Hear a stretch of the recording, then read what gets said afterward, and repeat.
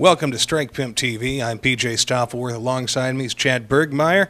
It's time to break down the fights. Another great event coming up, Iowa Challenge 64. It's coming up, looking at August 13th at the Five Sullivan Brothers Center in Waterloo. Chad, another stacked card coming to Waterloo. Yet again, it should be a good one here in Waterloo. The Five Sullivan Brothers Convention Center downtown. We're looking at 15 plus fights, 4 title fights on the card, and at the Five Sullivan Center we can put over 1,000 people in there, and we've got great sponsorship support. We got Beck's doing the after party there and the weigh-ins at Beck's Sports Brewery on University, and Complete Nutrition, Bank of America's helping us out on this one. Area 51 Tattoos and Body Piercings, Lederman Bonding, Rydell Chevrolet, Johnson's Bakery, all coming out to support live fighting here in Waterloo. Right, and as you mentioned, we do get a lot of support from the sponsors, from the local people. A couple other people that do help this event go on. Of course, Strike Pimp and Strike Pimp TV. Gold's Gym is a big supporter, and so is Domino's Pizza. So we've got a lot of people on board for this. I think we should dig into this very interesting and fascinating card. Real quick, if you want to pick up tickets, you can get them at Gold's Gym in Waterloo, Complete Nutrition in Cedar Falls, or online at strikepimpmma.com. Let's get to the card. First fight, we're looking at Jared Botts. He's a new fighter coming from Waverly. What do you know about him? Yeah, actually it's interesting because a guy named Nate Mackey, who has been on several cards, he actually was a Fight of the Night winner a couple shows ago. He actually came to me and he goes, I got a couple guys that are wanting to get into this. No better way to introduce him to MMA than the Iowa Challenge. So Jared is, he's a new fighter. Don't really know a whole lot about him yet. He will be competing at the 155-pound weight class, though. Well, the Iowa Challenge has a history of introducing new fighters to the sport, and a lot of them go on to bigger things. And we've got some news about that, but we won't. We're going to keep that under wraps till it's showtime. Next fight, Chauncey White, and we've seen Chauncey in a couple fights. This is his first time fighting around here. Yeah, the last time we saw Chauncey, he was actually on an event that was filmed for Mediacom in the Extreme Challenge. Had a really good fight. He won Fight of the Night that evening, and he fought a very tough opponent in Taylor Wickett, and now he's going to get a chance to cut down to 125 pounds and compete locally. Sounds good. The next fight on the card, Kyle McAvoy. He won his Iowa Challenge debut, and now coming up to a newcomer, another Waverly native, Colin Heidemann. And then what do you know about that fight? And again, these are two guys that are very new. Kyle has actually began training in Waterloo, and as you'd mentioned, Colin is training out of Waverly, and so it should be really interesting to see these two new guys get into the cage at 170 pounds, and try and do what they can do out there. Now, moving on to the next fight, we got somebody moving in from Team Bloodlust, a team from out of Sioux City, Iowa, Ryan Koch and Mike Werning from Victor. What do you know about this bout? Well, as always, the Team Bloodlust guys always come to fight. That's right. That's something that we're certainly going to see with many of their guys who are also on the card later on and on to the main card. Mike is actually, he's got a very reputable gym behind him out of Victor, Iowa. He's got a couple of teammates also on the card. So it definitely should be an interesting bout as a couple more newcomers to the Iowa Challenge. They're going to make their debuts right here and do battle at the 155-pound weight class as well. Also coming out of Sioux City, Burnaby Mendoza and Andy Munt. He's a newer fighter. He's 2-0 though. So this should be a good matchup. Burnaby always brings the fight from Team Bloodlust, right. Sioux City area. Right. Burnaby, he's a guy that's still looking for his first win. He's had a couple of losses. Andy is a very good jiu-jitsu and kickboxing fighter. So he's as these guys are beginning their careers, and they're certainly doing their best at trying to put their discipline into work. And I think that Burnaby is going to be so excited just to fight in front of a big crowd.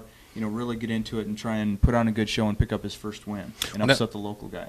Well, now that we've gotten through the undercard, on to our first title fight of the night. This one at 185, it's a vacant title right now, and we're looking at Alex Flores and Mike Rhodes. Biggie Rhodes going for the title at 185 against Alex Flores. This should be an interesting matchup because both of them are tough. Absolutely. Of course, Mike Rhodes has very heavy hands. He's always going to try and knock out his opponent. And I'm sure that he learned something from a couple fights ago. When he's got the better of his guy standing, he's going to knock him down, let him back up, and then try and do some more damage on his feet. Alex is just a really tough kid, good grappler. So it's a very interesting style matchup. Another title fight on the card, this one for the 155 title. Coming in from Victor, Iowa, the Loy Salung Martial Arts. He's a Muay Thai fighter. Richard Randall is going up against defending champ Chad Weiland. You know, they always say that your first title defense is always going to be your toughest. So this is certainly a big test for Weiland. Randall is he's a very good Muay Thai fighter. They say that his ground game is getting better every day. Weiland certainly does like to stand, but he's also got a wrestling and a grappling background. I know Weiland can go to the ground and feel comfortable there, and he also works his butt off in the gym. Oh, absolutely. I don't think I've seen anybody train harder than that guy. You know, and something interesting about that matchup as well, Randall's record is very good. It's 4-1, and Weiland's is 5-0. So, you know, between the two guys, 9-1 isn't bad. Not too bad at all. That's going to be a fight we want to keep our eye on for Fight of the Night. We've got another amateur title fight at 145, another vacant belt. What's going on with this one? Right. You know, basically with Jorge Serrano coming to us, he's coming back from the Sioux City area to fight again. He is a past champion at 155. That's right. He's got good jiu-jitsu. He's got heavy hands. You know, he's a very well-rounded fighter. And Derek Laufer, one of your favorite nicknames, the Cedar Rapids Psycho. It's a great nickname. This guy, very game fighter, very tough. He's fought for a few titles so far, but has not he hasn't had his chance to put one around his waist yet. I know he'll be certainly looking to do that in this fight. Well, so, you know, another potential fight of the night. Well, yeah, and Laufer, as you mentioned, you know, he's been in some title fights. He's never gotten the hardware. This is his chance, but he's going to have to go through Jorge Serrano to do it. That could be an absolutely great fight. Another one of the title fights. We get into the pro card. This should be a real interesting fight. It's a little rematch. First fight on the pro card. Bo Admire and Vic the Hulk Hall. Right. Before we get into that fight, I just had to say one thing real quick, PJ. No problem at all. Just a couple other guys that we just added to the lineup. Oh, okay, yeah. Dane Nolte, he's a 1-1 fighter. He's actually going to make the cut to 205, see what he can do there instead of the heavyweight. And then speaking of heavyweights, we just put Jordan Kniebel on the card. He's a guy from Jessup, Iowa, big heavyweight fighter, about 240, 250 pounds, 6'2". He's been training really hard as well. So just a couple more additions that we just are going to throw out there for the Iowa Challenge undercard. It's going to be interesting to see Nolte make the cut to 205 and fight with the light heavyweights. I always thought he had the frame to do it. Let's see if we can pull it off. It'll be exciting to see him in action at 205. Absolutely. Now back to your rematch fight. This is going to be fun. Yeah, the rematch fight between Bo Admire and Vic Hall. A little bit of controversy behind the last one. Yeah. I saw it from up above, so yeah. I mean, you would have a better outlook on that bout. But you know, I think that what had happened was Bo was going in to shoot, or maybe recomposing himself. He got kicked in the throat, chin, neck area. Yeah. You know, from where I was sitting, it looked like the throat. The referee stopped the fight, thought that it was a knockout or a TKO, and gave Vic the win. And probably less than 5 minutes after, his coaches and everybody were, you know, wanting a rematch immediately. And you know, now here we are 8, 9, 10 months later, we're going to get to see that rematch. Well, Bo Admire is not a guy who gives up, and Vic the Hulk Hall, he's a journeyman fighter who always brings his fight. I'm really looking forward to seeing those two match up again. Next up on the pro card, we got John McElroy and Brian Robinson. Now, these guys, they're looking to step up their game and make an impression. Right. These are a couple guys that have fought in a lot of smaller shows. They've actually fought each other a couple times in smaller shows. And the way that it seems to have worked for these two guys' career, especially in their pro career, is they've worked their way up, they've gotten to the bigger show, but they've always been somebody's, you know, opponent. They've had to fight tougher guys just for their spot. Now they're going to get a chance to fight each other on a bigger card, on a bigger show. You know, that's obviously that Strike Pimp is going to be filming. And, you know, they're going to get to do battle against each other for once on a bigger stage. That's going to be a good one to look forward to. And also in the pro card, I'm also looking forward to seeing Mike Estes make his pro debut. Yeah, he was a very exciting amateur fighter. He's making that step to turn pro. And, you know, he's going to have, I'm sure he's going to have a tough fight ahead of him, but as hard as he trains, he should certainly be ready for it. Well, I hope his debut goes better than Brandon Roby's, who's coming off a pro career debut loss. Right. I think he learned some big lessons in that fight, and he's looking to make it right, and he's going to be fighting on the pro card as well. Yeah, exactly. Brandon had a really good amateur career, stepped up, turned pro, and it didn't fare so well, as you mentioned. Brandon keeps saying that this is going to be his last fight. You know, he keeps talking about this being it. He doesn't have the time to put in a train. I really don't want to see that kid stop now. Yeah. I mean, I certainly, you know, will he ever be in the UFC? I don't know. Yeah. Will he ever fight in Strikeforce? You know, who knows? But the biggest thing is that he's a lot of fun to watch. He brings a nice crowd. He gets the people very, very excited to watch him fight.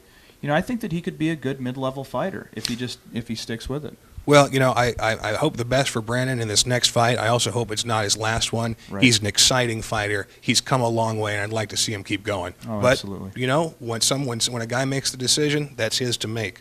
And next up, our last title fight, this one for the vacant title, Dustin Yeager, Callie Kruger.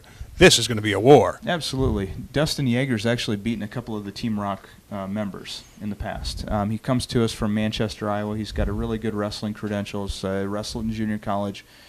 Really tough guy. He's got heavy hands. At least, his straight right is pretty good.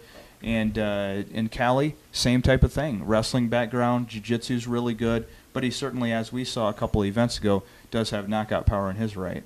These guys both can throw. They both can wrestle. It's going to be an all-around match, and it's for the title. Now to our main event. Well, do you want to break the news or should I? This is going to be interesting to see what happens. See, we originally were going to have John Furious George go up against Travis the Iron Man Fulton, and there's a little bit of bad blood between the two. There's some history there between those two guys, and it's just weird how it got set up. John George contacted us, said that he wanted to be on the card. Actually wanted to fight Travis in Travis's hometown. They got into a little bit of an internet discussion leading into it, and after John had requested the bout, had to withdraw due to injury. He said that he got a knee injury. We wish him the best on getting healed up. Mm-hmm. He says that once October comes, then he'll be ready to step up and take that challenge again. So we were looking to have Furious versus the Iron Man for the main event. Tell me we're not going to lose Travis, too. We're not losing Travis. Travis is right. going to stay on the card. I think I've seen that guy with a messed up leg or messed up, whatever. He's always been into the cage. And the bout that we're actually working on for him is against a professional boxer. If we can nail this one down, it's going to be a really interesting fight. I'm looking forward to it. Travis, always an exciting fighter to watch. And I know you've been working really hard putting this card together, and we're just talking about the fights we know about. Stuff can change. Oh, so, absolutely. yeah, check out the latest card at iowachallengemma.com. You can get your tickets at Complete Nutrition in Cedar Falls, Gold's Gym in Waterloo, or online at strikepimpmma.com. Right, absolutely. And also I'm sure that at strikepimpmma.com they're going to have a link between that and Iowa Challenge MMA. So if you go to one of those websites, you'll certainly be able to see the fight card. You'll see the seating arrangement. It's going to be a lot of fun. A big show. Afterwards, we'll be heading over to Beck's on University Avenue. We'll be doing the awards once again for Fight of the Night, Knockout of the Night, and Submission of the Night. So it's going to be a lot of fun. Great show coming up August 13th. August 13th, 5 Sullivan Center. Before we close, your pick for Fight of the Night. I'm going Laufer and Serrano. I think that's going to be my pick. You know what? I think you could be right on that one, but I look back at this card. I'm going to go Flores and Rhodes. I think there's going to be an incredible knockout in that fight. Maybe it's going to be Randall and Weiland. It could be any of them, and it could be. I'm staying with Serrano and Laufer. Okay, well, we'll find out what happens August 13th, 5 Sullivan Brothers Center in Waterloo. Jan, any final thoughts? Fight of the night, man. That's all I can think about right now. Which Looking- one's it going to be? Looking It's forward gonna to be a lot it. of fun. Looking forward to seeing you there. For Strike Pimp TV, I'm PJ Stopworth, Chad Bergmeyer. We'll see you at the fights.